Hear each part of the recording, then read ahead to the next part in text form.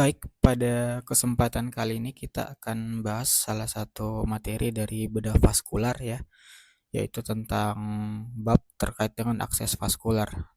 Nah, sebenarnya secara definisi apa sih sebenarnya itu akses vaskular? Nah, bisa kita lihat bahwa itu merupakan sebuah salah satu cara untuk mendapat akses ke pembuluh darah. Nah, umumnya dalam mencakup akses vaskular tersebut ada tiga cara yang bisa kita gunakan ya.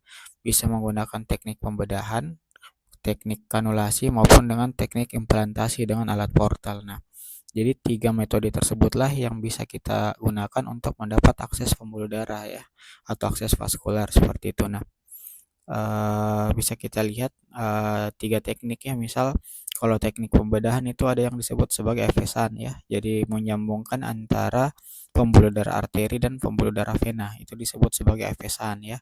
Kemudian yang kedua teknik kanulasi ya, itu dengan memasukkan kanul ya, dalam hal ini disebut sebagai CVC atau kateter vena sentral ya, yang biasa dihubungkan ke pembuluh darah di subclavi masuk ke vena cava ataupun lewat vena arteri atau vena femoralis. Nah, itu teknik kanulasi yang CVC. Nah, kemudian yang ketiga itu ada teknik implantasi ya.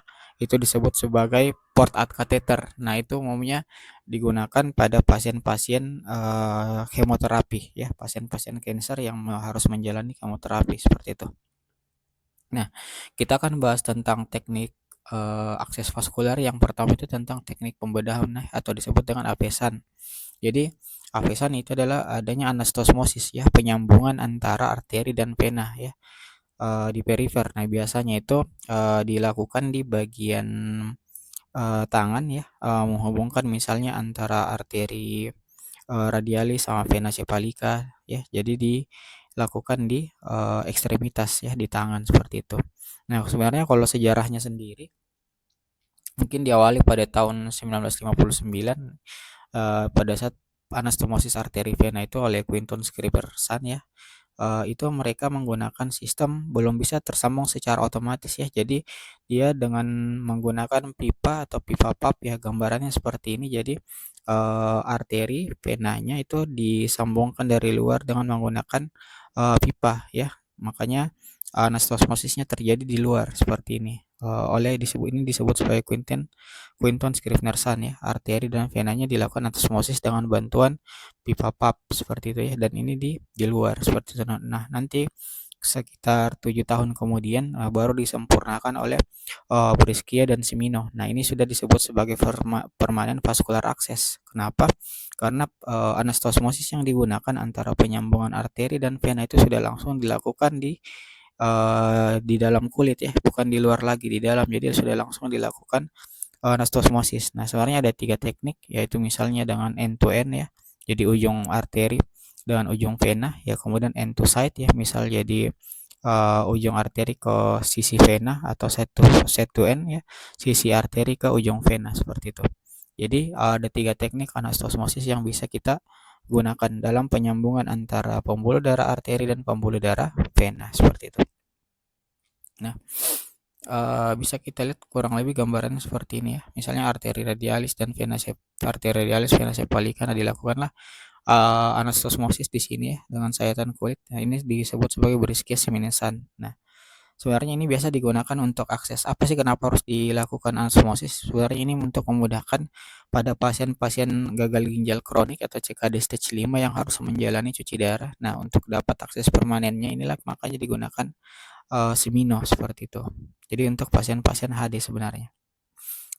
Nah, kemudian bagaimana cara protokol atau tata teknik operasi yang dilakukan ya, prinsipnya dilakukan, misal dia dilakukan pada salah satu ekstremitas ya, kemudian dilakukan anestesi lokal di daerah yang akan kita lakukan SAN ya, kemudian didesinfeksi daerah tersebut, kemudian dilakukan sayatan lengkung seperti ini ya, ada warna oranye ya, jadikan sayatan lengkung seperti itu, baru dilakukan pembebasan antara arteri radialis dan vena cephalica ya, kita bebaskan.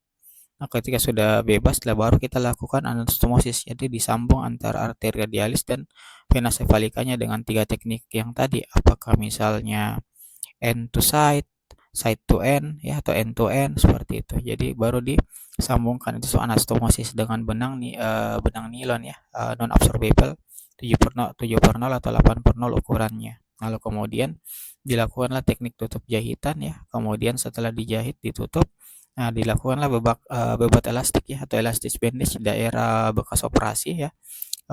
Dilakukan beberapa hari ditutup. Nah, kemudian sambil menunggu luka primernya sembuh, nah nanti kalau sudah sembuh baru bisa akan kita dengar adanya pirau ya, pirau atau san terdengar 3 sampai 7 hari. Jadi kalau di stetoskop misal ada suara pirau, pirau itu adalahnya san ya. Jadi tekanan darah arteri di radialis itu lebih besar daripada tekanan di vena. Makanya ada aliran darah dari arteri ke vena. Nah, itu makanya aliran darah yang inilah yang disebut sebagai san atau pirau. Nah, ketika terdengar itu maka anastasmosis yang kita lakukan berhasil dan dapat digunakan untuk akses cuci darah seperti itu. Kemudian pada kasus-kasus yang adanya penyulit untuk dilakukan simino ya atau avesan tadi, misalnya karena adanya penyulit salah satu pembuluh darahnya diameter vaskularnya kecil atau ada pembuntuan atau ada pengkerutan sehingga lokasi di ujung ya di arteri atau venanya di distal ini sebenarnya tidak bisa dilakukan penyambungan karena ada uh, gangguan pembuluh darah karena diameter kah, adanya buntu atau pengkerutan seperti itu. Nah, maka dengan teknik tersebut dapatlah kita kombinasikan dengan penggunaan akses graf vaskular ya. Jadi dilakukan sambungan ya. Jadi kurang lebih gambarnya seperti ini. Nah, grafnya sendiri sebenarnya ada dua teknik ya. Bisa menggunakan graf yang lurus seperti ini ya. Ini lurus. Jadi proksimal ke distal ya. Kemudian bisa juga menggunakan graf yang seperti ini. Jadi agak proksimal dilakukan anastomosis. Jadi karena tidak bisa dilakukan penyambungan antara arteri dan vena di bawah kulit, maka dilakukan penambahan graf seperti itu. Nah, seperti itu teknik dengan graf seperti. Nah, kemudian ketika kita sudah melakukan avesan ya, pemasangan avesan, ada hal-hal yang perlu kita tinjau apakah terjadi komplikasi atau tidak. Misal bisa kita lihat terjadinya gagal pirau yang pertama, komplikasi avesan sudah dioperasi tapi bisa gagal ya, tidak ada pirau yang terjadi, jadi tidak ada aliran darah arteri ke venanya ya. Jadi arteri radialis tidak menghantarkan pembuluh darah ke vena cephalika, artinya gagal di situ atau komplikasi, jadi belum berhasil. Nah, kemudian komplikasi yang kedua bisa juga kalau di sini gagal, di sini terlalu lebar piraunya. Jadi artinya arteri radialis berhasil ada pirau ke vena cephalika, tetapi volume darah yang diberikan itu cukup tinggi. Artinya lebih besar, lebih dari 20% daripada cardiac output seperti itu ya. Jadi kalau misalnya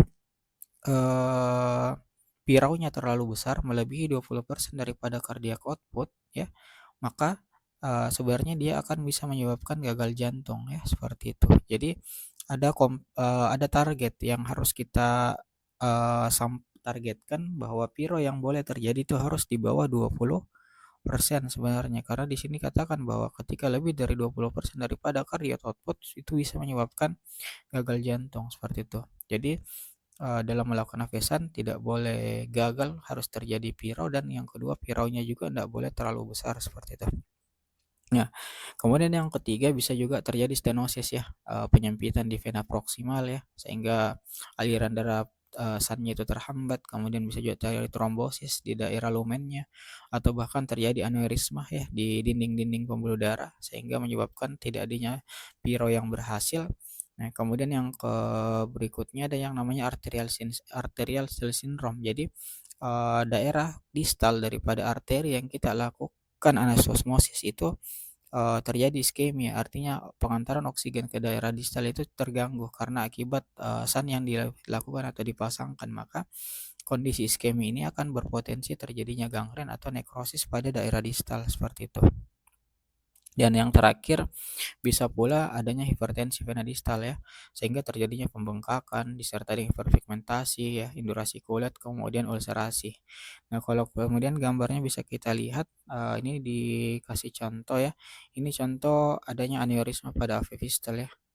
Jadi, hasil anastasmosis yang dilakukan atau SAN yang kita lakukan itu, mengalami aneurisma ya. Jadi dinding pembuluh melebar sehingga tidak ada akses, eee, vaskular yang berhasil. Ya kemudian bisa juga SAN-nya terlalu besar ya, lebih dari 20% daripada cardiac output seperti itu. Nah, kemudian yang ketiga bisa juga arterial stent syndrome ya, seperti ini.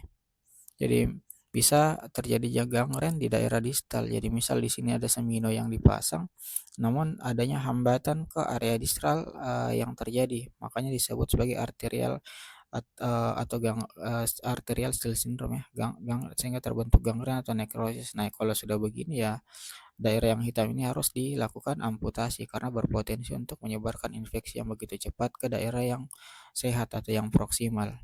Nah, kemudian yang terakhir bisa juga terjadi edema ya, edema, ulcerasi, hiperpigmentasi pada daerah kulit sehingga SAN yang kita lakukan itu gagal. Nah, makanya penting dalam melakukan pemasangan AV-SAN itu yang cukup berhasil seperti itu. Jadi kemudian kita akan masuk ke yang kedua ya, akses vaskular yang kedua. Jadi akses vaskular yang pertama adalah teknik pembedahan ya atau disebut sebagai avesan. Yang kedua adalah teknik kanulasi ya, kanulasi. Nah, yang kedua ini disebut sebagai CVC ya atau kateter vena sentral.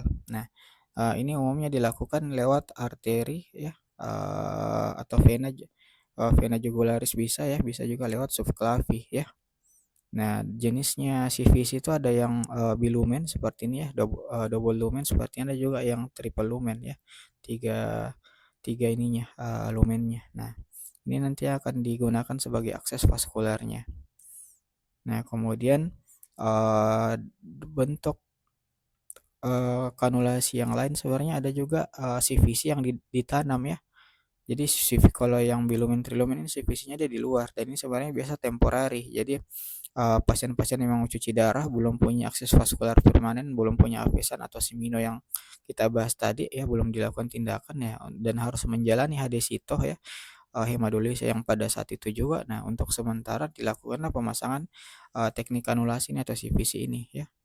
Bisa lewat vena jugularis seperti ini. Nah, ini sebenarnya digunakan sementara sambil menyiapkan siminosannya ya. Nanti kalau sudah untuk HD-HD rutinnya yang berjalan, nah baru bisa menggunakan siminosan ketika sudah dilakukan pemasangan. Nah, tapi untuk sementara karena untuk HD apalagi pasien-pasien yang awal-awal menjalani hemodialisa, nah dilakukanlah pemasangan CVC ya seperti itu.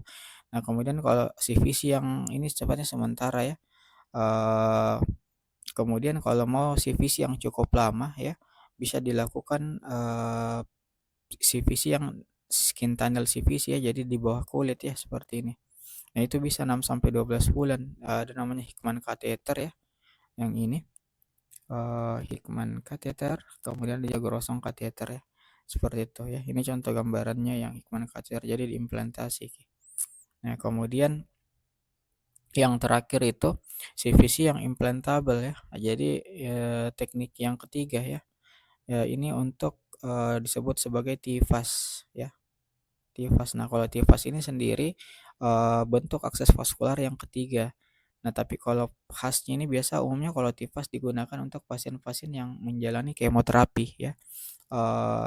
Disebut sebagai totally implantable venous access system atau TIVAS. Nah, gambaran seperti ini ya. Disebut juga sebagai port catheter ya. Jadi ada chamber di sini ya.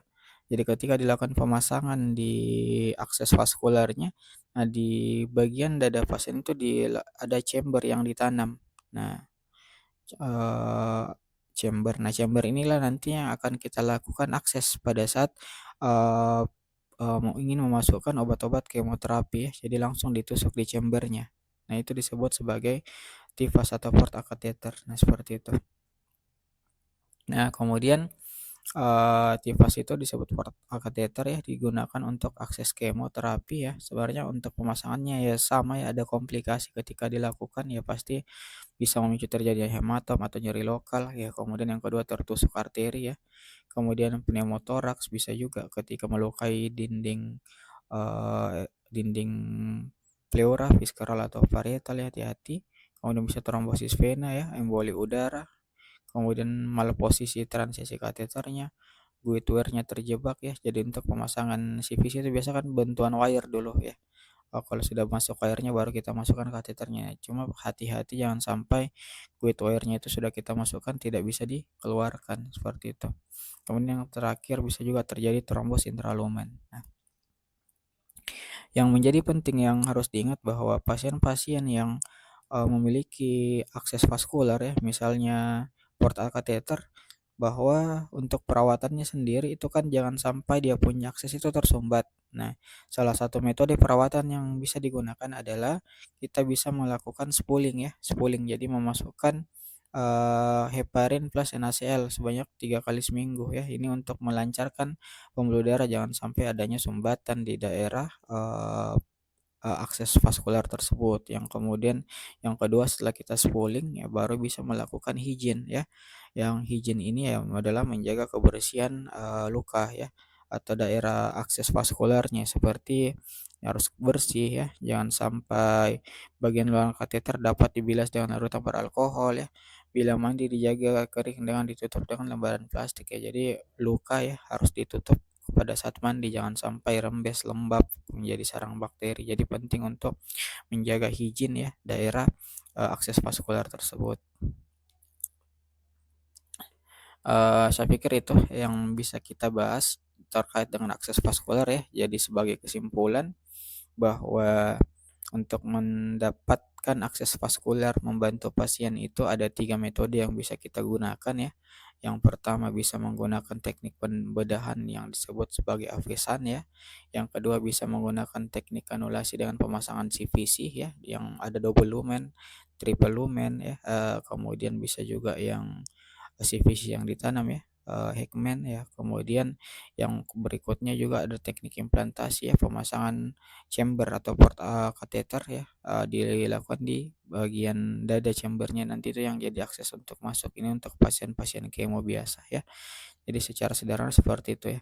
Jadi kalau pasien mau HD ya, sementara bisa gunakan CVC ya, seperti itu. Atau pasien-pasien yang akses perifernya, infusnya sulit diakses ya, misalnya mau pemasangan infus di kaki, di tangan tapi tidak berhasil ya, karena kemudian pentingnya akses vaskular untuk resusitasi cairan dan jalur obat ya, sementara akan dilakukan pemasangan CVC ya. Kalau distal tidak bisa ya baru lakukan CVC. Nah, kemudian kalau selanjutnya kalau pasien-pasien yang mau cuci darah dan akses darahnya permanen lagi karena pemasangan CVC itu ada batas waktu ya, karena resiko infeksi ya, maka dilakukan pemasangan teknik pembedahan ya dengan Avesan itu ya, ini sudah sifatnya permanen ya kalau Avesan. Nah, dan yang terakhir untuk pasien-pasien yang menjalani kemoterapi ya, menggunakan teknik implantasi atau portal kateter, adanya chamber yang ditanam dalam dinding dada ya, itu nanti akan dilakukan akses pada saat pemasukan obat-obat kemoterapi. Ya, demikian yang bisa kita bahas pada kesempatan kali ini. Setidaknya ada gambaran dalam mengetahui bagaimana sebenarnya prinsip-prinsip yang atau teknik-teknik yang bisa kita lakukan dalam melakukan akses vaskular ya untuk pasien-pasien yang kita tangani seperti itu. Terima kasih.